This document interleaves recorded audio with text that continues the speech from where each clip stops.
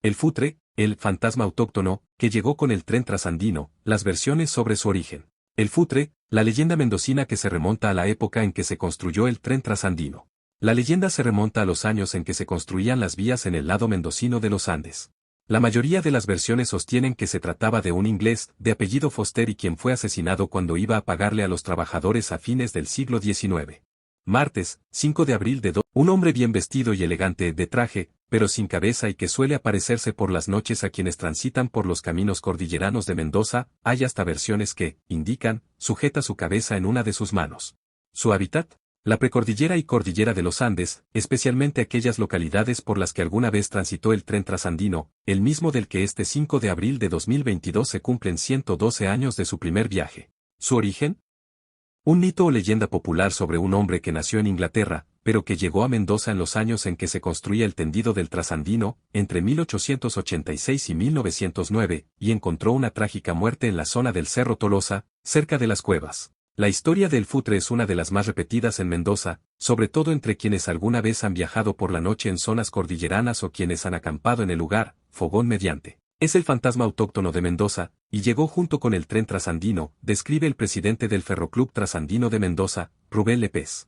Y es que si de mitos y leyendas urbanas se trata en esta parte del mundo, no hay nadie que pueda siquiera hacerle frente en cuanto a fama a el futre. Se trata de un ciudadano inglés, de apellido Foster y quien se encontraba en Mendoza en los años en que las vías del Trasandino se estaban instalando en los Andes, tanto del lado mendocino y como del chileno.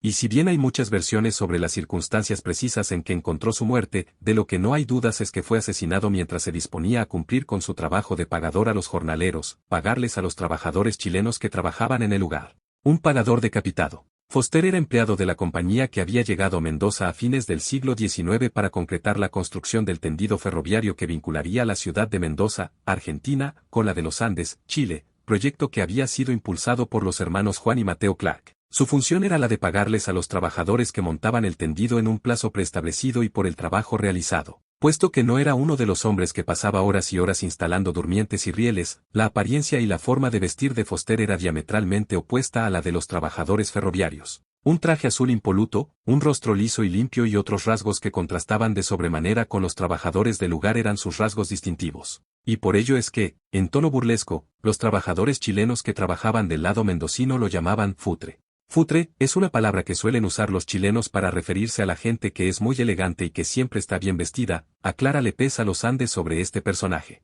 Claro que también hay otra versión que sostiene que futre terminó siendo una palabra inventada que surgió de la deformación al momento de pronunciar el apellido de Foster.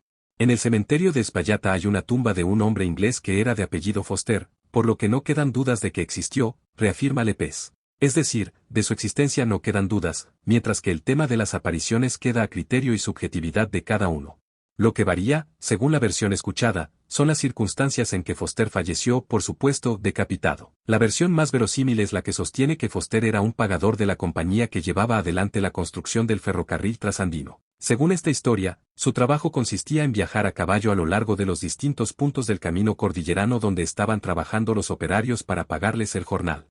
Y, siempre de acuerdo a esta versión, fue asaltado en medio del camino y lo mataron cortándole la cabeza, recapitula el presidente del Ferroclub Andino de Mendoza. La versión del tesoro escondido. Sin embargo, hay otras voces que sostienen que al señor Foster, o Mr. Foster, dado que era inglés, lo interceptaron en su periplo para asaltarlo. Y que, aunque luego fue decapitado, no lograron quedarse con el dinero, puesto que Foster llegó a esconderlo en alguna cueva o parte de la cordillera. De acuerdo a esta versión, hay algún lugar de la cordillera de los Andes donde quedó escondido ese dinero y nadie lo ha encontrado todavía, agrega Lepez. Una tercera versión y que también encuentra sus adeptos ubica a Foster en un lugar más de villano, mientras que sostiene que fueron los propios trabajadores quienes lo asesinaron. Hay quienes dicen que Foster había apostado ese dinero y lo había perdido. Entonces, cuando llegó sin plata para poder pagarles, los trabajadores lo mataron, detalla. Claro que hay otras versiones más infundadas que sostienen que el hombre fue mandado a asesinar por mantener un romance prohibido con la hija de una de las personas más influyentes y adineradas de Mendoza. ¿Un ladrón en vez de un pagador?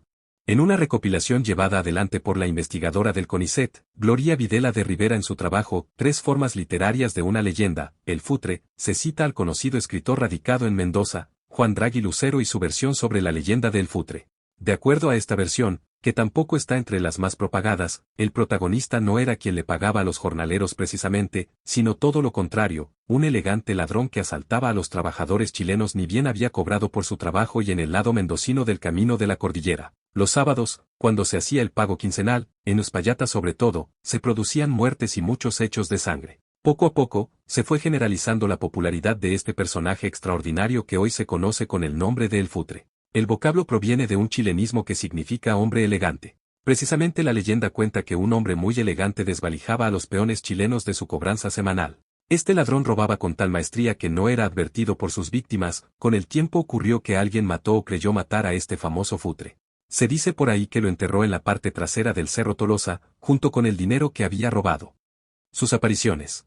Haya sido como haya sido su muerte y se tratara de un pagador o de un asaltante, de lo que no quedan dudas es de que el Futre, o el señor Foster, murió decapitado en la zona cordillerana de Mendoza. De acuerdo a la leyenda, a quienes pernoctan en la zona se les suele aparecer la figura de un hombre elegante, vestido de traje y que sostiene su cabeza con su mano derecha. Sin inmutarse demasiado, le pregunta a quien se encuentra cara a cara por el dinero de la partida y, luego de hacerlo, desaparece dejando únicamente sus huellas. Lo más común, de acuerdo a la leyenda, es que se le aparezca a personas que tengan alguna cuenta por saldar,